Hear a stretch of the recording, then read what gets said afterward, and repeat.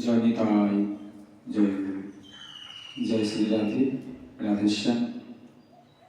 আগামী 3রা কার্তিক, ইংরেজি 21শে অক্টোবর, মঙ্গলবার, দীপান্বিতা বা দীপাবলি।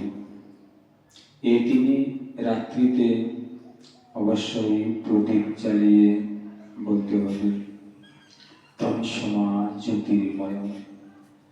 আমার ভবিষ্যতের অন্ধকার তুমি দূর করো প্রভু, এবং জ্ঞানের আলো জ্বালিয়ে দাও।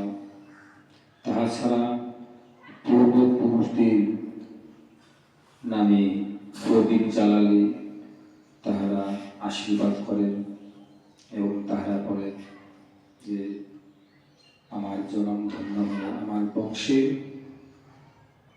তাহারা আজকে প্রদীপ জ্বালিয়ে আমাদেরকে আনন্দ দান করেছে।